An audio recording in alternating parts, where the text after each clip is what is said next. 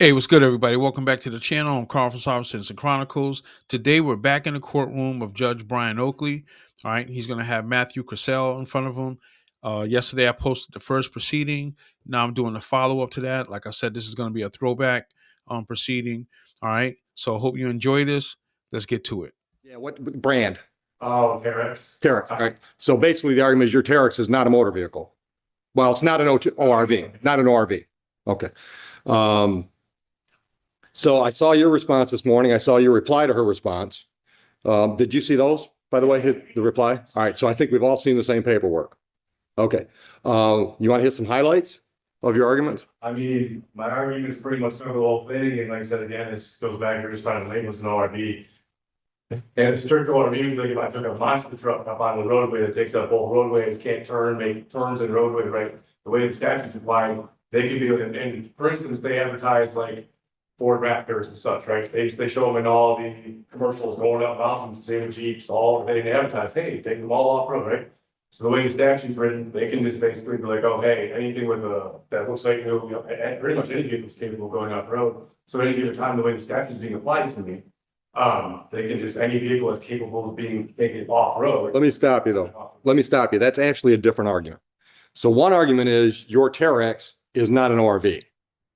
The other argument is their ordinance or the statute they're applying is just too vague. It's just unconstitutionally vague. Would you agree with me? That's two different arguments? I think they type the other. Well, absolutely. Absolutely. But the reason I want to make sure we're all on the same page, because I think there's two different responses that could come and two different decisions that could be made. Would you agree with me?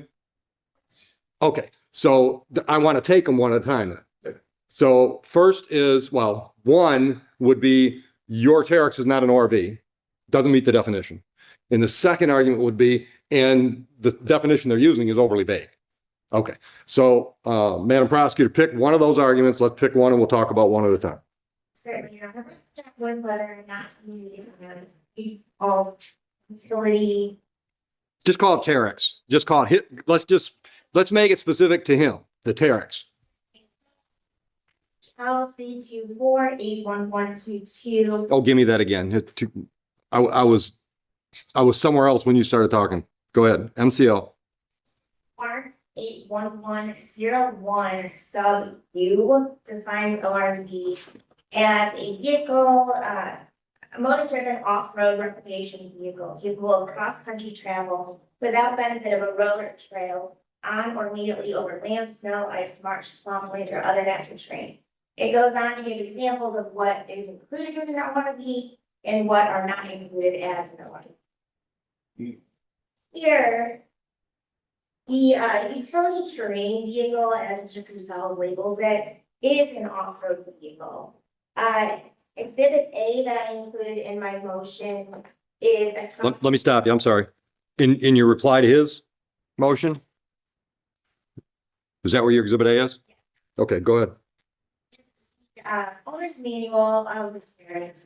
It particularly states under basic page, off-road vehicle, off-highway use only. This vehicle is not an all-terrain vehicle. It is designed and equipped to be a multi-use utility vehicle for off-highway use only. Use of this vehicle on public roads and paved surfaces is hazardous. Do not operate this vehicle on public roads or paved surfaces. In addition, in Exhibit B, I included a relevant portion of the ORV handbook that is found on the state of Michigan's website, and it includes utility terrain vehicles as an ORV. It also, conveniently enough, includes a photo of a near identical ORV that Mr. Cassell operated back on February 3rd of this year.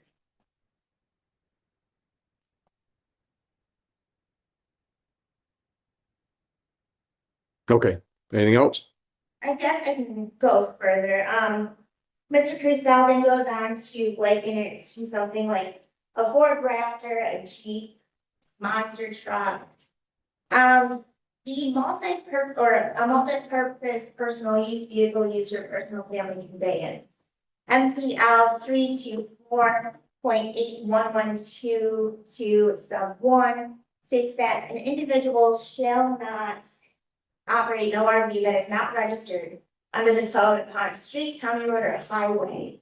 A Ford Raptor, Jeep, and a monster truck all need to be registered in order to operate on. Right. Mr. Crisell was not pulled over for his existence operating an ORV, but because that ORV was not registered, did not have a license plate. For that reason, I believe that this motion should be dismissed and, the people renew their request for registration. I have an objection to that, Your Honor. Yeah, well, it's not an objection, it's a response, but go ahead. Okay, well, again, none of the registration or any of that stuff was even brought up, any of it, they slapped an ORV on it because they had me held in the car for 45 minutes on the phones, I have a body cam trying to figure out what to even charge me with, because I wasn't pulled over in retaliation. And that is what they pulled me over for, reading the one, is what was stated and put on there.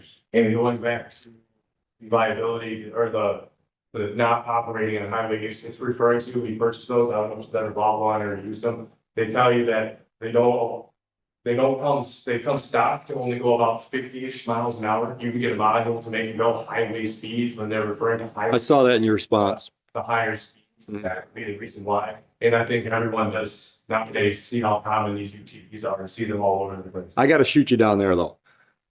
Because you spend a lot of time talking about that you see these all over. That doesn't make them legal. I mean, that just bottom line doesn't make them legal. The fact that some, for example, some communities just kind of like turn a blind eye to golf carts, right?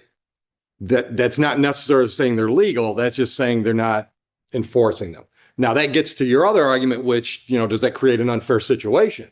But I gotta shut you down there because just because you see them doesn't mean they're legal. But let's get back to that language you used. Like, I gotta find it. Oh, okay. Do not operate this vehicle on public roads or paved surfaces. I understand your argument is they're telling you to stay off the highway with a stock Terex, but they didn't say highway. They said not safe for public roads or paved surfaces. That's what they said. What?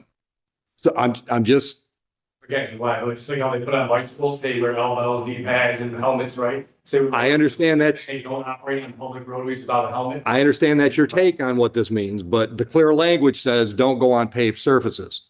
Yes, clear language and same with the manuals for again, dirt bikes, motorcycles, Right. right? Yeah, that's still legal for people to drive around without helmets. All right. Because it's a liability issue, that's why they put it in there. So, What people do with something after purchasing. so my understanding is that if you jump through the hoops, if you go through the process, it's possible, you might have to add some equipment to your Terex or whatever. But it's possible to get some of these vehicles registered as roadworthy with the Secretary of State. That's my understanding. If it's got, and I made a list, if it's got bumpers at the correct height, it's got windshield and wipers and rear view mirrors. If it's got all this safety equipment, then you can get it registered and put it on the road legally. Is that your understanding? Oh, no, in my defense, before this even happened, Sergeant Price, there was a bar there. No. Hold on. I'm talking generally. I'm not talking specifically to you. I'm talking generally speaking. Do you agree with me that there is a process that the state of Michigan has that you can take something that may be an off-road vehicle and you can go through steps and have it roadworthy and registered as such with the state of Michigan? Do you understand? Do you agree there's a process for that? For certain vehicles, I would say, yes. Okay, all right. My specific UTV, they are already equipped and sold, road ready. Okay. Again, you go back to the disclaimer, just because they put it in there, it's a disclaimer for their. Then why have you not registered as a vehicle with the state of Michigan? Sergeant Price told me I was well within my lawful rights. I stated numerous times, both to me and my wife at the gas station, right where I got pulled over. Well, previously to this, we even talked about it. We had a conversation about it at the gas station. The BP is simply a middle. He instructed, even told me, you're well within your lawful rights. Okay. He said this numerous of times. And then I relayed this to officer, I don't know. The officer that wrote the ticket. Okay, right. And then when I asked him the second interaction I had with him, I asked him, dude, I need to get you, which is part of the body cam. I'm still trying to get a hold of these things because I have to take them to court for it. Because they're withholding body cam image. Where I asked him, hey, I need you to get a supervisor to clarify this because he told me I'm not getting a pissing match and drove away. So. All right, stop there. Hold on. Do you Is it your understanding that there's a mechanism by which if the safety equipment is there, then the vehicle can be registered with the state of Michigan? But it's my understanding that the specific township or municipality needs to adopt or identify certain roadways that they are then able to operate on. As far as I know, the township of Huron doesn't have any that are safely permitted. I do believe that. Hold on. You're telling me if the state of Michigan registers it as a motor vehicle, you guys can still say you can't go on your roads?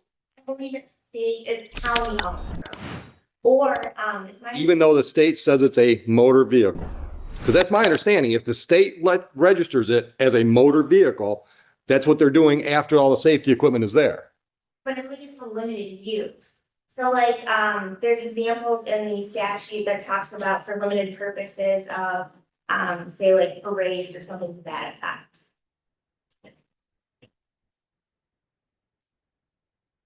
Again, Your Honor. Hold on. I'm cogitating. Yeah. Well, it would seem to me that the township's got to get off it and do something with their ordinances on register. I mean, if the state's out there authorizing people to drive these on pavement and you guys just haven't decided where they can and can't, it sounds like the township's got to get on the board. I could even look up their ordinance deciding, to be honest, they said it didn't exist. What doesn't exist? I'm sorry. They're trying to charge them with the code they gave, they said it doesn't even exist. I couldn't Okay. look it up. Brother, you keep throwing new arguments You in. know, I'm sorry. Well, I'm just bringing it up. I'm sorry. Hold on. Let's not get there yet. I'm make a note so you don't forget to get there, but don't get there yet.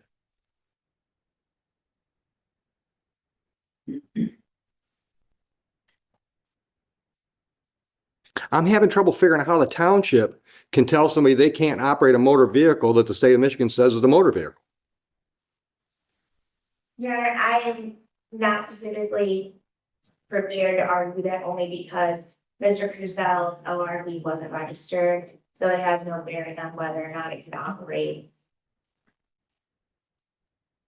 But it can be. Souls. Well, don't get me started with that. I mean,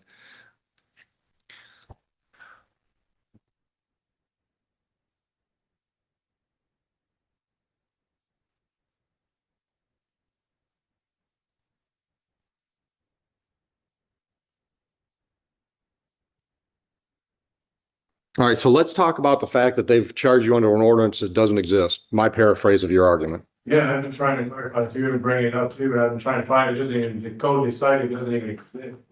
All right, hold on. Let me get to the paperwork. I just had one fact I wanted to throw. Hold on. Don't do that. You're confusing me. Okay. Make your notes so you don't forget.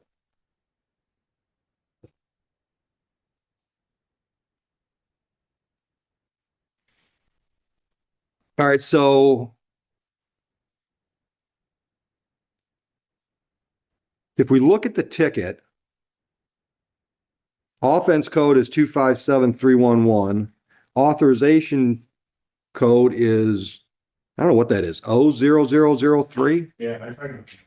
Is that, I'm reading it 00003.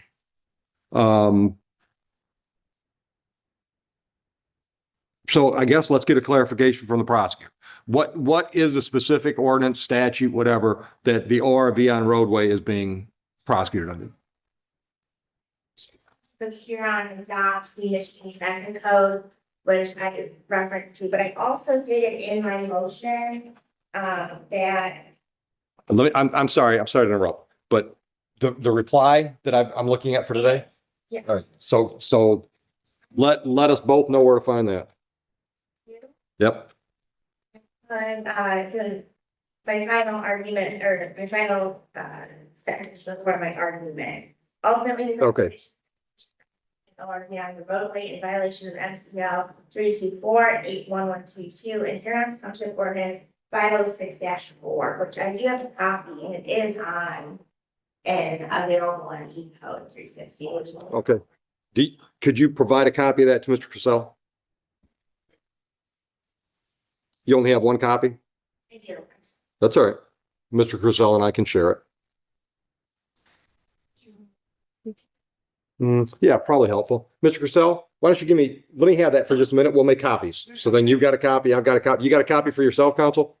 I don't, but Let's- it's word for word, which is we can. Let's make a couple copies of it.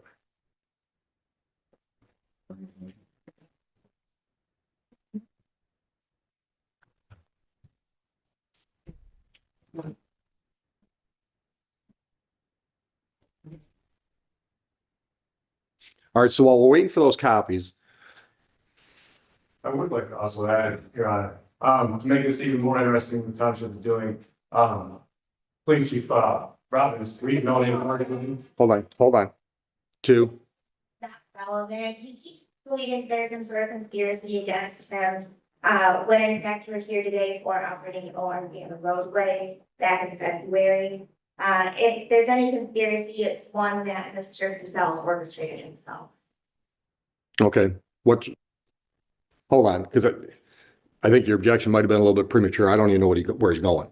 So what's funny about with the ORV thing is because Police Chief Robbins, we've known him forever, he's at my personal ORV, had his, my dad, same thing. Okay. He even contacted my dad and had asked him, he's here, asked him to have me call him, because he couldn't call me for legal reasons. And when he said, he brought up and goes, you know, man, you can't have an ORV, he goes, he's trying to work out, he even told me he wanted to work out a deal with me, is what he told me on the phone. And, That's simply not true. it's very true, he can test, they have given text. Well, okay, well, hold on. Neither one of you were in on the conversation. So you sit down, let me hear what he's got to say. So I called Everett, voicemail, he called me back and he started off saying, no, man, you can have no RV. You and I both know it's not just an RV. And then he goes on to call it, he goes, oh, well, you can't have a motor vehicle. So then he flip-flopped the terminology. Okay. Again, there as well. But I don't mean this to sound condescending, but what's the point of that story? But so they're just, the original stop, because again, There's confusion. yeah, you're right, and that's why they kept me in the car so long, because they were trying to figure out what to even do, and that's Right. what they came up with. Right. Right, so that's where this whole ORV statute is trying to be applied to my situation. Okay. All right. Okay. I don't doubt there's confusion. I mean, I'm here. Okay. All right, let's get back to the paperwork. You got a copy now, Mr. Crisell? All right. So counsel, if you can show us or direct us, I should say, to specific language where the township's hanging its hat. Sure, so it similarly, identifies the definition of an ORV on the second page. ORV or vehicles, is that where you're reading? Okay. And then, it goes on to state.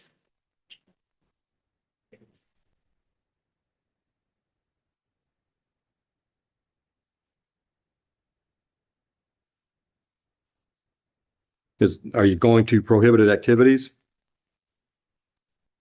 So,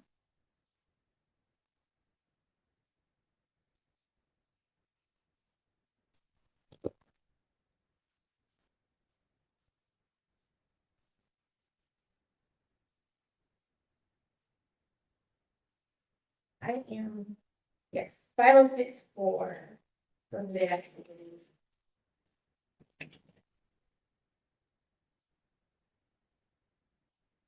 S. Is that where you're going? Yes, I am.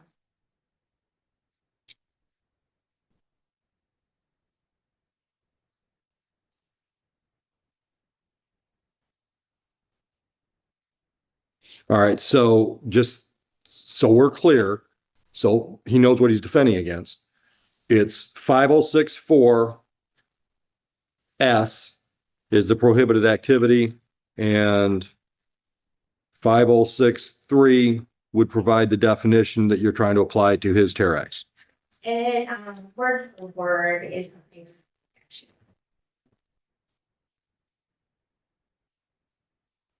All right, Mr. Crisell, now at least you know exactly what language you're fighting.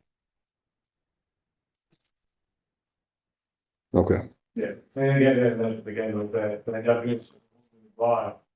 It even, he said, I put back my article showing that even Jeeps and trucks, they're advertised and sold. And shown as recreational vehicles off-road and everything. This would allow the township or the state to just at any given time, be like, oh, hey, we don't like you, so here, we're gonna slap with an ORV fine.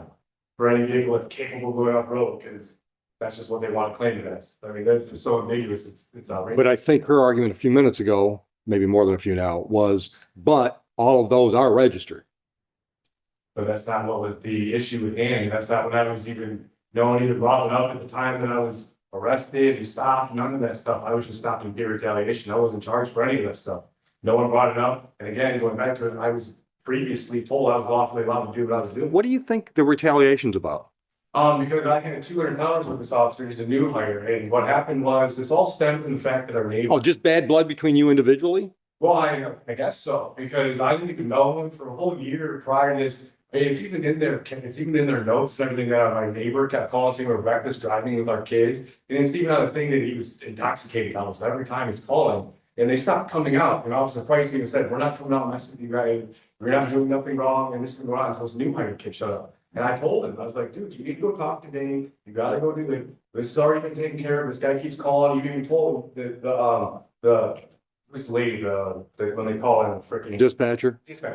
put in the note several times, the guy's intoxicated, just making calls. And that's why they stopped coming out. I told him this. And then, but yeah, it was the next day after I told him, dude, you need to go get your supervisor here, please, so we can figure this out. And that's when he told me, I'm not getting a missing match on the left. And I know his body cam's on, I've seen it. And that's why part of the body cam I'm still trying to get, but they won't give me. And there's still other parts and stuff, that other body cam that I know is missing, I'm still trying to get a hold of. Because and then Officer Smith, they're in body cam even talking that they were purposely, all that officers, is it side or they give him? Yeah, that he was purposely watching for him. He's on the phone talking about this. He's also on the phone with Everett and a couple other officers trying to figure out applicable laws because he didn't know. They arrested me based off something he thought he could arrest me on. It wasn't even an arrestable offense. And the only reason he found that out was because he had called the FOIA lady, Judge Jill Evans. And then the original officer that stopped me, he couldn't even finish filling out the citations. Officer Smith, who was his supervisor, had to get in the car and finish filling out. And that's what they ended up, because he's on the phone the whole time trying to figure out what to even put on the thing to charge him. It's been an orchestrated event the entire time, up to leading how, especially shows even more that there was collusion. It's how I got an unsigned order and all this stuff sent to me. It was more just threatening and intimidation. And that's what. Oh, unsigned order. Yeah, and in the very beginning, I got a default order that's unsigned, didn't have. Oh, no, brother, no, brother. I know. Hold on, stop. I gotta say this. Listen, that's just timing. That nobody from here on Township called up here to one of my clerks and said, screw him. It's because it happens all the time when there's a misdemeanor tracking, people forget to deal with this. We got a speeding ticket you're in default in right now. Conversations. I'm being told from people that work in the department that people are always conversing between the judges and the prosecutor. But I'm telling you right now, none of my clerks defaulted you to try to cause you trouble. It's in the computer and it happens all the time. The misdemeanor case is tracking it slower and you don't realize you got to do something different with the civil infraction. So a default enters. No, and I want to say this. Hold on. I have to tell you, there's no conspiracy against you on that default. That's just the way shit happens. It's just because the computer tracks things differently with misdemeanors and civil infractions. And that's all fixable. Okay. Anything else that we didn't talk? I mean, I cut you off a couple times saying, don't give me a new issue at this point. Anything that you want to bring up? I I got pretty much all my arguments for being here. I mean, this is clearly, but What's going on with the body cam? You claim you can't get body cams. He was also reporting this incident himself, so he had. Well, that's a different issue though. Part of discovery is he's requested body cams. You're saying he provided those. He's filed at least 10 FOIA requests for the township, including any of the stops or any of the citizen complaints that police have been called out to, but also including his wife's traffic stop. I'm not getting into all that, but you have provided him body cam footage of interactions. You're talking on top of me, counsel. You have provided him body cam footage of interactions between he and the officer that issued these tickets. Yes? All interactions. You don't have them. I know for a fact there's a couple of videos missing. All right. Do you have dates of incidents? I do, but I don't have that stuff with me. That's all part of my lawsuit thing I'm filing for the circuit court for the FOIA lawsuit stuff. I got all that stuff organized at home for that. But that's stuff that you think you need to defend yourself here. Well, If it's not, that's okay. well, I mean, it would also just kind of. No, I just need to know, because if you're prepping to defend for trial and that's discovery you think you need, then I'm going to order that they provide it. Well, I'm here. Okay, all right. So you don't need that to prepare for this case. Not this motion here. No. The underlying charges against you. Oh, I would absolutely need that if this is. Okay. Pursue forward. Then we're going to need you to provide dates. So you want body cam footage if it exists from interaction between you and officer so and so for this date and that date. All right.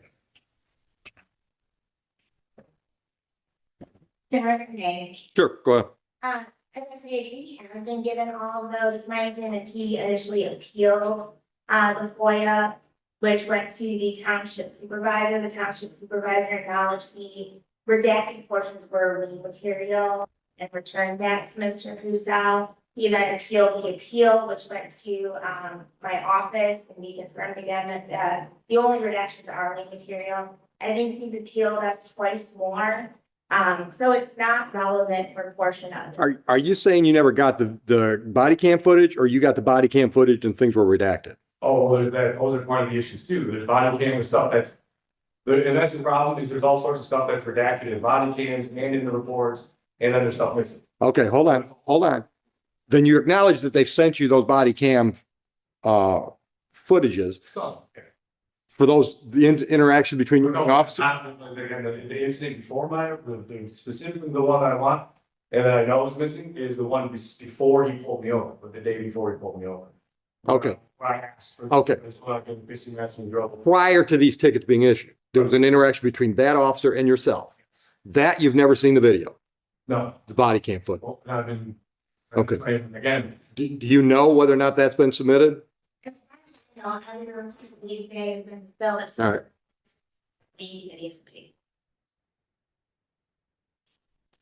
All right, but now you're talking about FOIA stuff. I'm talking about that body cam. That's all I'm talking about is one body cam. Okay, all right. But you can't, off the top of your head, you can't give me that incident date. no, that wasn't. All right. All right. So submit a formal request for body cam footage from that date to the prosecutor. She can check it out, see if it's been submitted to you prior. She can tell you when, she can resubmit it. She can file a motion with me and say, I'm not going to submit that because, and we'll go from there. All right. That's that one specific issue. Agreed? Okay.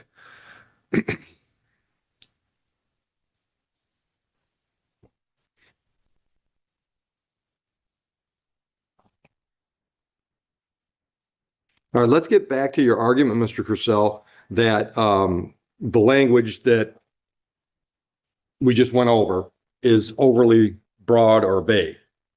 Let's hit that again. So is it the definition of the ORV that you think is overly broad? Oh, absolutely. It basically encompasses anything they said. It even says any vehicle capable of cross-country travel without benefit of the road, right? And that's any vehicle. I mean, you can even take a smart car off the road if you wanted to, essentially. I mean, and that's what I mean. I mean, the way this reads, they could just apply that anytime they want to any vehicle, whenever they want.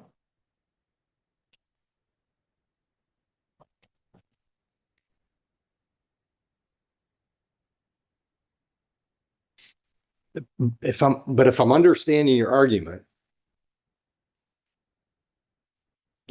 I drive an F-150.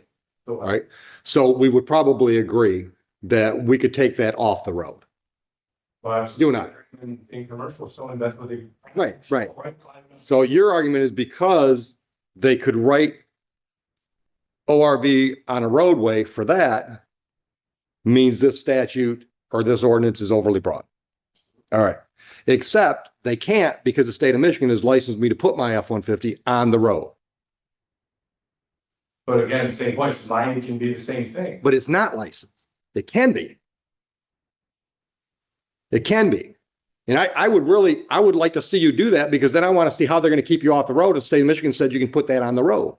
But again, Your Honor, that the whole reason that they're trying to dance around the whole thing, because the But again, if they didn't bring up none of the registration. I know you're getting back to the confusion. Stuff, right? They're trying to use a definition of ORV to. I get with the whole, you sat in the car 45 minutes, they decide what to do with you. I get all that. Okay. And that's problematic for me too. But I don't find this language to be overly broad because there's the licensing aspect of it that narrows it. So there's that conflict there, right? And that also shows the ambiguity of it, right? So you're saying that if I'm paying out a tax stamp for something, then now all of a sudden it's not this, but then they're trying to claim it's this. So how does a tag all of a sudden make this not this? Doesn't make sense. Hold on, you lost me. And all of a sudden, so what they're trying to claim is an ORV, but if I magically go get a tax stamp put on it, right, registered, now it's automatically just a motor vehicle. So now it falls under. Yeah, but hold on. It's not just about the money. And believe me, brother, I'm the first one to think I'm the first one to jump in the bandwagon with you about the government grabbing money. All right. I fight that here. But it's more than that, because let's just pick the specific example of an ORV. I could build myself a dune buggy, right? Completely manufactured. I couldn't, because I'm not handy that way. But I mean, you know what I mean. I could get tubular stock and build a frame, and I could grab a motor, an engine off of something else and fabricate a drivetrain. And I could have something that I could take off, go through the trails and the hills. Would you agree with me? No, but I mean, I'm just like, build it from scratch, right? I'm Henry Ford. I built it from scratch and it's out there running around. But if I get it registered as a motor vehicle by the state of Michigan, they're putting their rubber stamp of approval on it, saying it's safe for me to put on their roads. There's a safety issue, not just a money grab. And that's the way I'm looking at this, because from my little bit of research, if I got to find it, if I want to go through the process to get my manufactured vehicle roadworthy, I've got to have tail lights. I've got high and low beam headlights. I've got to have turn signals front and rear. I got to have a rear view mirror. The state of Michigan is checking all these things off before they license me or register me to put it on the road. And they're saying, they being the state of Michigan, saying it's safe to get on the road with the F-150s that you and I drive. Yeah, but again, you're giving an example of someone building something. The thing that my vehicle already comes equipped and built, manufactured that way. But here's the difference. Here's the difference. I can guarantee you that if somebody took the time and researched what these roadworthy requirements were state by state, they would be different. There'd be similarities, but they'd be different. So for Terex to sell it and say it's roadworthy, they're not guaranteeing you that it's legal in Michigan. They can't. Well, that's why I put those disclaimers on. The other thing too. Stop. I'm not done with my argument. That's where the registration process comes from. The individual states saying, yeah, Crucell, we think your Terex is legal on Michigan roads. That's the whole part of the process that changes from just any old thing that they decide they want to ticket somebody because they had it on the roadway. They could claim it's an ORV. No, they can't, because it's registered. My F-150, your F-150. It's registered with the state of Michigan as a motor vehicle, i.e., legal to be on the roads. That's what kills your overly broad argument, is because there's a process by which it is no longer an ORV. It's now roadworthy because the state of Michigan is registered as such. But again, the state of Michigan is arbitrarily trying to convert everyone's right to travel by saying that's a different argument. Yeah, but see, that's a different argument. I get where you're trying to go with this. I understand it. But again, you look at this definition, and no one said anything. Again, this all goes back to, I was not cited for no registration. I was not cited for insurance. None of that stuff even was even brought up. It was strictly the ORV that they're trying to stick to. And again, by going off this definition, that can be any single vehicle in the world. Anything that they want is capable of going off road. Well, but here's my ruling. Here's my ruling. Because there's a process to register vehicles, whether or not they're ORVs, F-150s, whatever they are, because there's a process in the state of Michigan that's to register them as roadworthy, I don't think that's overly broad language. Because I think you can't read everything in a vacuum. So my ruling is, on that motion, I deny your motion that it's overly broad. I don't believe it is. but I still have problems with the way the whole thing went down. I'm trying to figure out how to deal with that. Because, and I think I've told you this from the beginning. I get it. Matter of fact, I think the first day you were here, I get it. You've had interactions with Huron Township police officers that said you're good. And now all of a sudden this guy says you're not good. And here we are. I mean, that's blatantly unfair. Whether or not it was accidental or by design, it's still like, okay, that's not fair, but that's the way things happen. All right. There's not a hell of a lot of, there's a distinction, but you know, if I drive 75 miles an hour on 275 every day and I go by 3 officers, Huron officers, and they don't stop me because I'm only going 5 over, but the state stops me and writes me for going 1 to 6 over. It's kind of unfair, but clearly I violated the law. You follow me?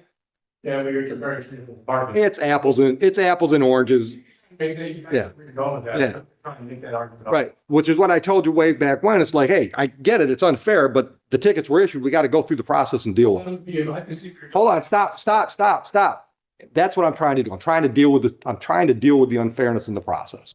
Okay? Right, which I get what you're saying, but again, if I was charging this in, say, Flat Rock, and I tried pulling this, oh, well, Huron told me, then I get that. Oh, absolutely. Your argument's much stronger in Huron. Absolutely. And once again, I'm feeling it. Okay. I told you from the beginning, I get it. It's not, it stinks. Okay. Do you know what the process is to register the Terex to put it on the road? I get what the state's process is to register vehicles. How long would it take? If you know, Well, I don't have a clue. That's been in the part of, if I was looking to do that, I would, but again, I've been confirmed that I had my lawful right to travel by several different, including, again, this all stems from the traffic sergeant in Huron telling me that I have the lawful right to do what I have to do. So I don't have any intention. Well, what do you think the chances are of him coming in here and testify to that? I don't think that he would incriminate himself. So you're planning on issuing, I had to no? meet my wife at the gas station. So you're going to issue a subpoena to him for trial? And his fiance or girlfriend, because she was also the one relaying all the information to my wife about the same thing. So yeah, I would absolutely subpoena both of them to have them come here. I have a whole slew of people I would subpoena them. Right. Are you willing to register the Terex? If it helped resolve things? I remember you pointing out that you would like to have a traveling argument. If I got brought into the. No, don't go with the traveling argument. To resolve these issues, would you be willing to register your vehicle with the state of Michigan, the Terex? Not at this point, no. Okay. Again, there's other arguments that I have lots of stuff to show where the conflict with that is too. But again, that's not what we're here for. What do you think we're here for? ORV and road. We're not here for registration, none of that stuff. That wasn't part of. But I'm trying to resolve issues. Okay. All right, because I'm not just going to run around and make this big deal with Huron. I'm not a criminal. I know criminal history. I was just doing something I was lawfully had the right to do. It was confirmed I had the lawful right to do. And then now here we all are dealing with all this. And I'm being targeted by people that, and I've got good friends that work in the department. We've been, again, we've known averages. We've been a part of this forever. And then now all of a sudden, here's what I'm hearing. I'm hearing you want your trial. Because I don't think anything else is going to satisfy you other than to get to trial. This needs to be dismissed, but it should have been, yeah. But you don't have a legal argument that I can hang my hat on to dismiss it. I had all sorts of legal aspects to show that the whole beginning of this was an unlawful stop. You've never even argued that. You've never filed a motion to dismiss for lack of probable cause. In the very beginning, and you dismissed it saying, "Oh, I find probable cause," just because I have all the recording. Oh, you did. Yeah, you did. Because I said you're going down the roadway and you're doing something he thinks is illegal, gives him a right to stop you. Yeah, but again, that goes back to the point that we had interactions and he chose to retaliate against instead of going to talk to a traffic sergeant who's above him, right? Who is ahead of the traffic, who's the one that confirmed that I had every lawful right to do what I was doing. Hold on. Go ahead. Who is above Sergeant Price, and he confirmed that operating an RV in the roadway is, that's why it's a very true citation. Yeah, but you don't think it's gonna be problematic if Price sits on the stand and says 2 different times, I told him he could do what he's doing. And also since I did make contact with Mr. Crusoe multiple times notifying him that he was not to operate an RV in the roadway. And during the stop, Mr. Crusoe himself said I was waiting for this. Okay. Well, I'm just gonna tell you right now, if Price sits there and says on 2 different occasions, I told this guy that he could operate that vehicle on these roads, I can't see any trier of fact convicting him of the ORV. That's true. Why didn't he have him here for our trials? I don't know. Again, because there's all sorts of issues, and all my paper I've been filing, there's issues the whole entire time. I had no intentions of doing any trial, and I even sat here the other day when I said I'm not participating, especially in a trial that ends in a court that owned by the state, you're owned by the state. Let's talk about that. Let's talk about that. All hand with them. Hold on. Let's talk about that because I highlighted that when I got your motion last week or whatever it was. Okay. That's not the case. Okay. Huron Township, let me finish. Huron Township is bringing the charge against you. It's the Township of Huron versus you. It's not the state of Michigan.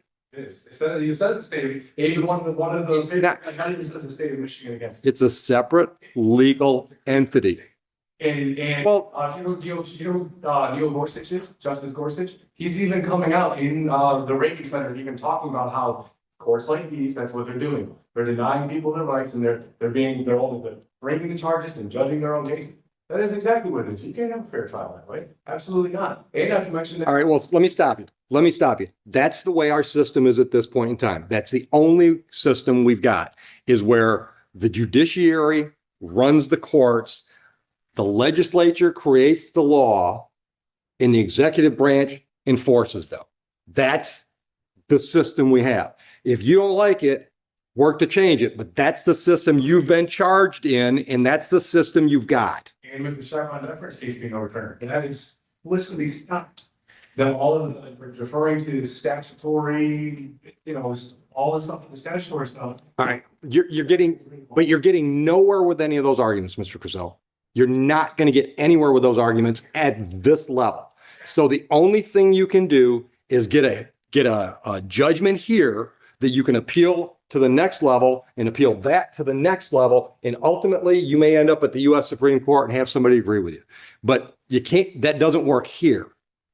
We've got to deal with what we've got. I've got to deal with the precedents that we've got in place now, not your arguments that you think are going to be accepted down the road. That's the reality. All right. You and I can sit down over a cup of coffee, or I don't drink coffee, but whatever, and talk about how there are, problems with the system. But the system we have now is the only system I've got to work, and I'm going to work it. So what I'm hearing from you is we got to get a trial date and let you get a decision. If you win, beautiful, you can stop there. If you lose, you're moving up the appeal chain. Because none of the arguments you've got apply here. Your travel argument, I'm not buying that. That's never been accepted anywhere that I know of that I've got any reason to follow. I told you.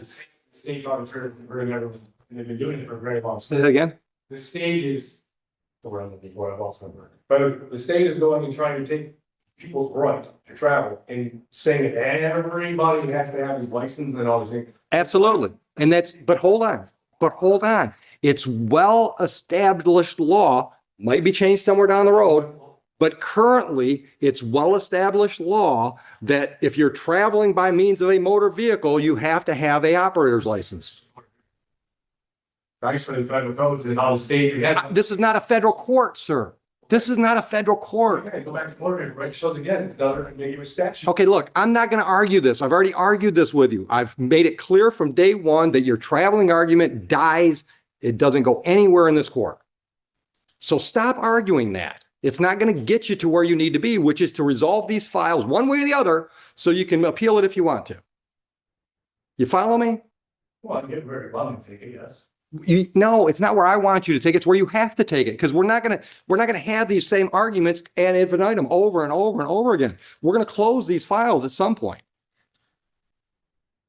Should close the month. But that's because you want them to, doesn't mean it's going to happen that way.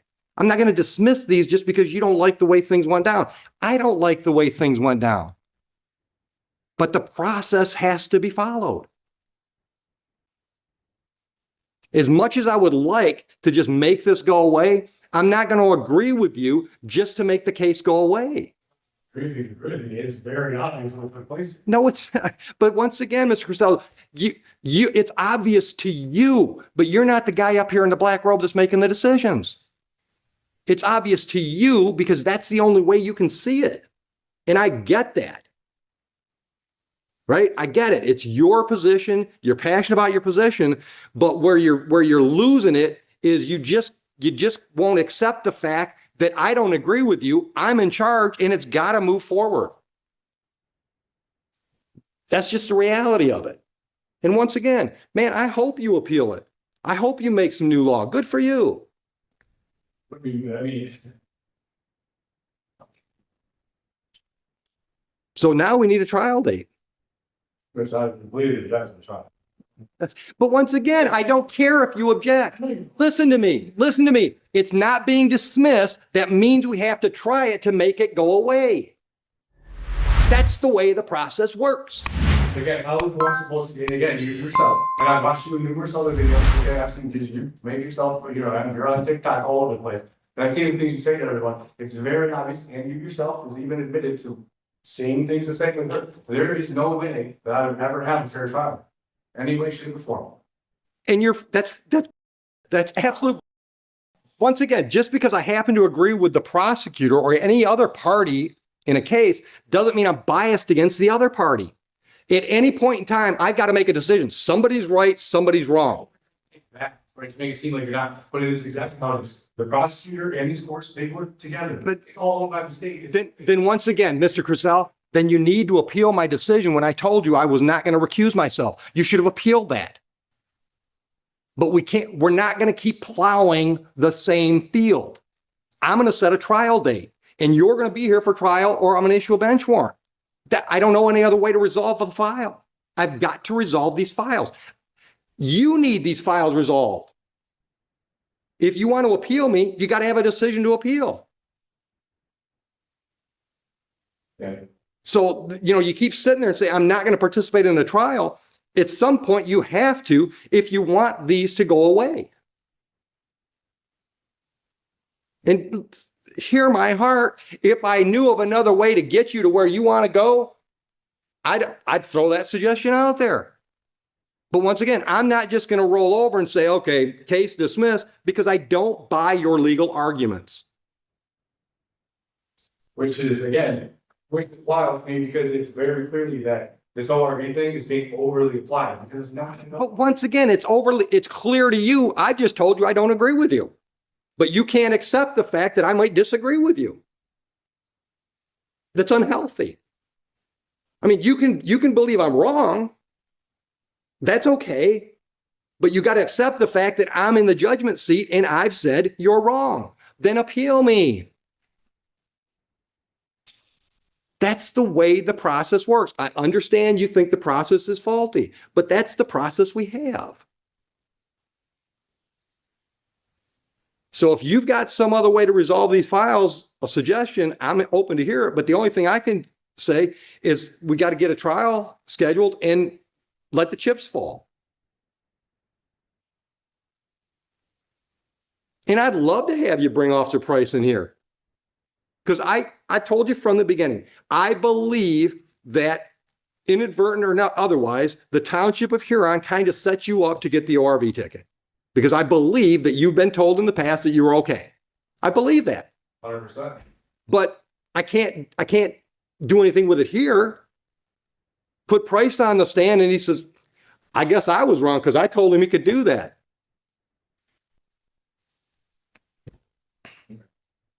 So what are we going to do? You ready to set a trial? Leaving with no other option. There is, I don't know of any other option, Mr. Crisell. I honestly, brother, I don't know of any other option. Well, I mean, again, Because I can't keep kicking the can down the road. I mean, I can't have this, I can't retire down the road and still have these open files here. I mean, I'm not doing my job. And I don't think it's doing you any good. been a nuisance. What's it going on? Year and a half now? Closer to 2, coming on 2. No, it was February 24. 24. Yeah. All right. So you want a bench trial? Or you want a jury trial? All right. You're going to represent yourself? Okay. Let's get a date. Can you do January 30th, Thursday?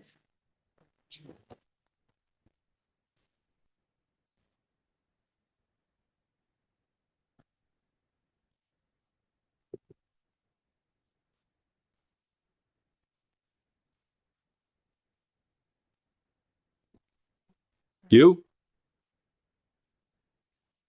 What day was it? Thursday?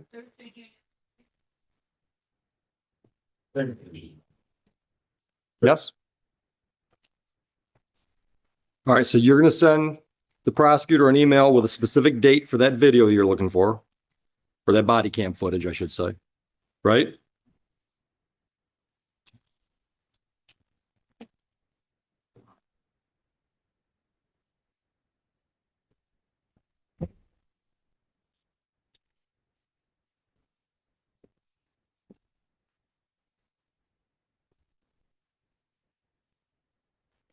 Okay.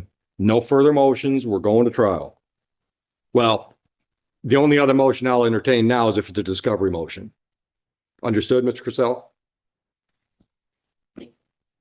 All right. Questions? All right. Good luck. Real quick, I mean, I do believe we're gonna do files here in the court, but you guys have a bench warrant. You got a bench warrant for something? Yeah. What's it? A misdemeanor? And the case number for No else. You got it? Yes. All right. We can get you a case or a court date for that, ma'am.